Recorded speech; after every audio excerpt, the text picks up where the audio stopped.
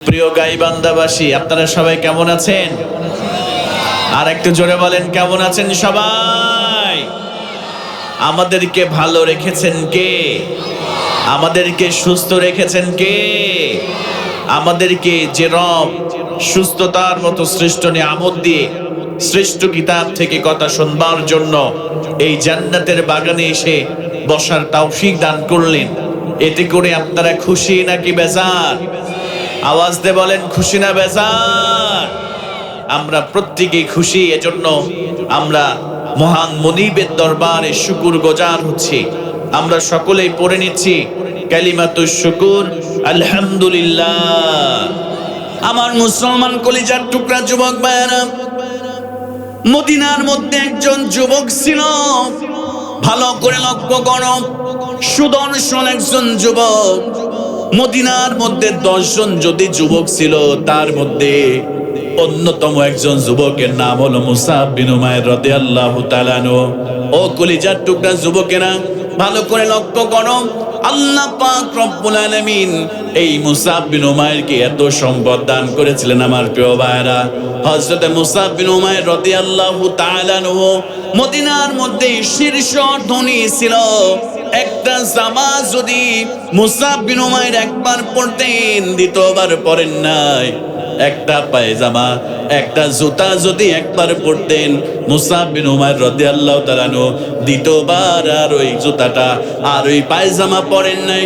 শুধু তাই নয় রে মুসলমান, হযরত মুসাব বিন উমাইর রাদিয়াল্লাহু তাআলা আনহু এমন পারফিউম, এমন আতর ব্যবহার করতেন, রাস্তা দিয়ে যদি হেঁটে যেত, 1 ঘন্টা পরেও যদি ওই রাস্তা দিয়ে কোনো মানুষ অতিক্রম করতো, বুঝতে পারতো এই রাস্তা দিয়ে 1 ঘন্টা আগে মুসাব বিন উমাইর হেঁটে গিয়েছে। জোরে বলেন সুবহানাল্লাহ। এত সম্পদ, এত অর্থ, এত টাকা পয়সা আল্লাহ পাক তাকে দান করেছিল। খেজুরের বাগানের অভাব ছিল না, রাজপ্রাসাদের অভাব ছিল না, উট অভাব ছিল না, ব্যবসায়িক সম্পদের কোনো অভাব ছিল না। ইসলাম কবুলের পূর্বে আল্লাহ পাক এই মুসাব বিন উমাইরকে এত সম্পদ, এত টাকা পয়সা আল্লাহ পাক দিয়েছিল। এই মুসাব যখন কোরআনের সংস্পর্শে আসলো, এই মুসাবের মর্যাদা, শান আর মানকে আল্লাহ কত গুণ বৃদ্ধি করে দিয়েছে। কলিজার টুকরা যুবক ভাইয়েরা, ভালো করে লক্ষ্য করো। একদিন মুসাব বিন উমাইর তিনি রাস্তা দিয়ে হেঁটে যাচ্ছে, এমন সময় আল্লাহ রাসূলের একজন সাহাবী তিনি আল্লাহর কোরআন থেকে তেলাওয়াত করতেছেন। জোরে বলেন সুবহানাল্লাহ। আল্লাহর নবী সাহাবী কোরআন আল কারীম থেকে যখন তেলাওয়াত করতেছেন, এমন সময় মুসাব বিন উমাইর রাস্তা দিয়ে পাশ দিয়ে অতিক্রম করতেছে। প্রিয় ভাইয়েরা, ভালো করে লক্ষ্য করেন, হযরতে মুসাব বিন উমাইর থমকে দাঁড়ালেন। দাঁড়ানোর পরে চিন্তা করলেন, এত সুন্দর কথা, এটা তো জীবনে কত কবিতা পড়েছি, এমন কবিতা তো জীবনে পড়ি নাই। জীবনে কত প্রবন্ধ পড়েছি, এমন প্রবন্ধ তো জীবনে পড়ি নাই, এমন গল্প তো কখনো পড়ি নাই। এই ব্যক্তিটা কি পড়তেছে? মুসাব বিন উমাইর 1 পা 2 পা করে ব্যাকে আসলেন। আল্লাহ নবী সাহাবীকে এসে বললেন, ভাই তুমি কি পড়ো?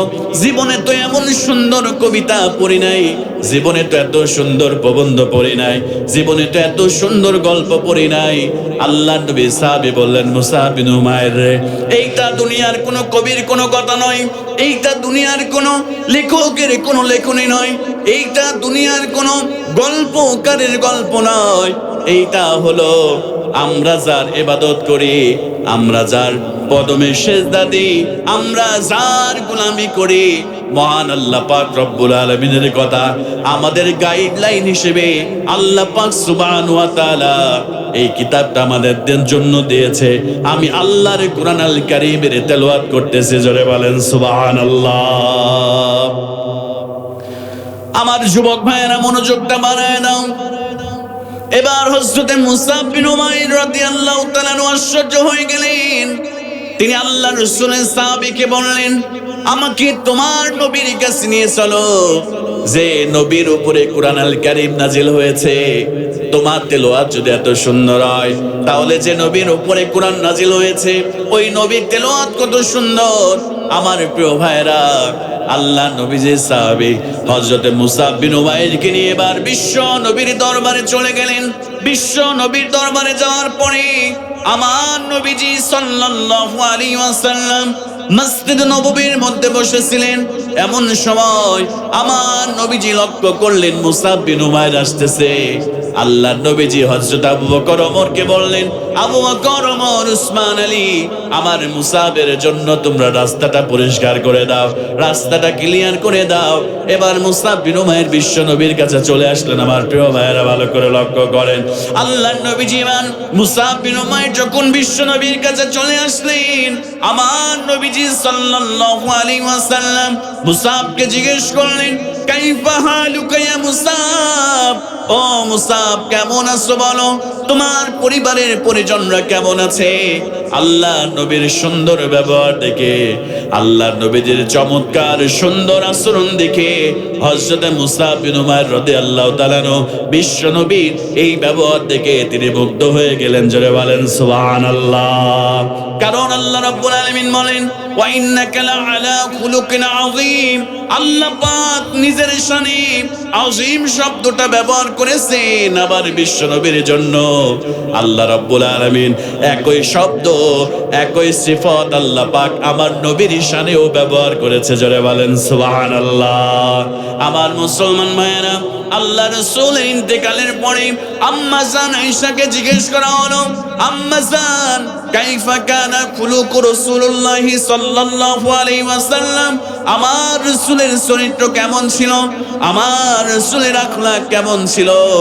আম্মা জান আয়েশা সিদ্দিকা রাদিয়াল্লাহু তাআলা আনহা আল্লাহ রাসূলের সাহাবীদেরকে বলেছিল, তোমরা কি আল্লাহর কোরআন পড়ো নাই? আল্লাহর কিতাব কি তোমরা পড়ো নাই? আল্লাহ রাসূলের সাহাবীরা বলেছিল, আম্মা জান গো, আমরা আল্লাহর কোরআন পড়েছি, আল্লাহর কিতাব পড়েছি। আম্মা জান আয়েশা সিদ্দিকা রাদিয়াল্লাহু তাআলা আনহা বললেন, তোমরা যদি কোরআন পড়ে থাকো, আমার রাসূলের চরিত্র হলো, আমার রাসূলের আখলাক হলো, আমার রাসূলের ক্যারেক্টার হলো আল্লাহর জীবন্ত কোরআন আল কারীম। জোরে বলেন সুবহানাল্লাহ। আমার কলিজার টুকরা প্রিয় ভাইয়েরা ভালো করে লক্ষ্য করো, কেমন রাসূল আমরা পেয়েছি। সেই রাসূলকে যুবকেরা অনুসরণ করতে চায় না, কথা বলেন ঠিক কিনা? যুবকেরা লিওনেল মেসিকে ফলো করে, যুবকেরা ক্রিস্টিয়ানো রোনালদোকে ফলো করে, যুবকেরা নেইমার জুনিয়রকে ফলো করে। তারা যেমন করে হেয়ার স্টাইল করে, যুবকেরা তেমন করে চুল কাটে। ও কলিজার টুকরা যুবক ভাইয়েরা, নেইমারকে যদি তুমি ফলো করো, তুমি যদি মেসিকে ফলো করো, তুমি যদি ক্রিস্টিয়ানো রোনালদোকে ফলো করো, আল্লাহর কসম করে বলছি, আল্লাহ নবীজি বললেন, আল্লাহর রাসূল বলছেন, এই দুনিয়াতে যার সঙ্গে যার মহব্বত হবে, যার সঙ্গে যার ভালোবাসা হবে, আল্লাহর রাসূল বললেন কিয়ামতের দিন রব্বুল আলামিন তার সঙ্গে তাদেরকে হাসর নাসর করায় দিবে। জোরে বলেন নাউজুবিল্লাহ। আমার যুবক মায়েরা, এজন্য আল্লাহ রাসূলের একটি হাদিস আপনাদেরকে শোনাই, ভালো করে লক্ষ্য করেন। বিশ্ব নবী আমার একদিন তিনি বসে আছেন, এমন সময় আন্না রাসূলান সালান নবী সাল্লাল্লাহু আলাইহি ওয়াসাল্লাম, আল্লাহ নবীর কাছে একজন সাহাবী আসলেন, আল্লাহর রাসূলকে জিজ্ঞেস করলেন, মা তাসাতু ইয়া রাসূলুল্লাহ, ওগো আল্লাহর নবীজি, কিয়ামত কবে হবে, মহাপ্রলয় কবে হবে, আপনি আমাদেরকে জানায় দেন।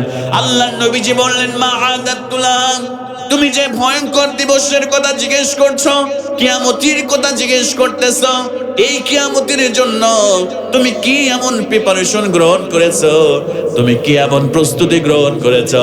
আল্লাহর নবী সাহাবী বললেন, ইয়া রাসূলুল্লাহি, ইয়া হাবিবাল্লাহ, হুজুর গো, মা আদাতলাহা মিন কাসিরি সালাতিন ওয়ালা সাওমিন ওয়ালা সাদাকাতিন।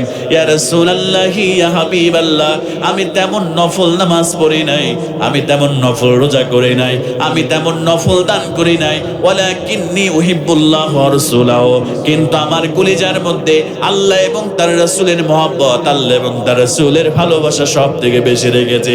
আল্লাহর নবী সাল্লাল্লাহু আলাইহি ওয়াসাল্লাম এই কথা শোনার পরে আল্লাহর নবীজি সাহাবীকে বললেন, সাহাবী রে, তেমন বেশি নামাজ পড়ো নাই, তেমন বেশি রোজা করো নাই, তেমন বেশি যাকাত দাও নাই, দান করো নাই, তো কি হয়েছে? তুমি যেহেতু আল্লাহ এবং তার রাসূলের মহব্বত তোমার কলিজার মধ্যে বেশি রেখেছো।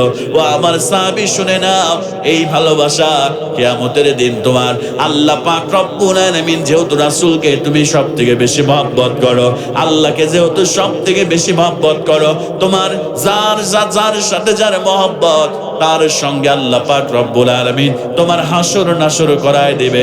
তোমার মহব্বত যদি হয় ইসলাম বিদ্বেষী কোনো মানুষের সঙ্গে, তোমার মহব্বত যদি হয় কোরআন বিদ্বেষী কোনো মানুষের সঙ্গে, বেনামাজির সঙ্গে, ইহুদি খ্রিস্টানের মহব্বত ভালোবাসা তোমার সঙ্গে যদি রাখো, অন্তরের মধ্যে রাখো রে যুবক, আল্লাহর রাসূলের হাদিস সাক্ষী, তুমি তাকে মহব্বত করার কারণে আল্লাহর জাহান্নামে তারাও প্রবেশ করবে।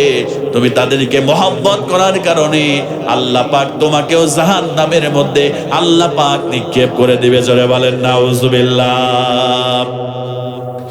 এজন্য আমার কলিজার টুকরা প্রিয় ভাইয়েরা, বিশ্ব নবীর আদর্শ আল্লাহর কোরআন দিয়ে জীবন গঠন করো। আল্লাহ পাক রব্বুল আলামিন তোমার এই জীবনকে বরকতময় করে দিবে। আল্লাহ পাক পরকালে জান্নাত দিয়ে তোমাকে ধন্য করে দিবে।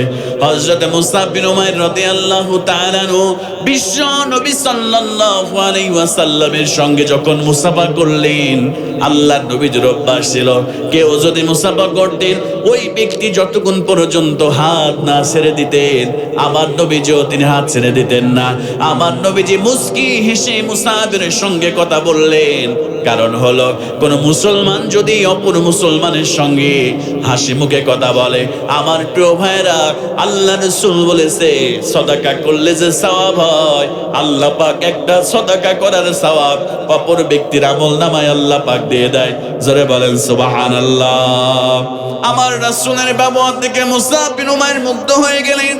ও কলিজার টুকরা প্রিয় ভাইরা, ভালো করে লক্ষ্য করেন।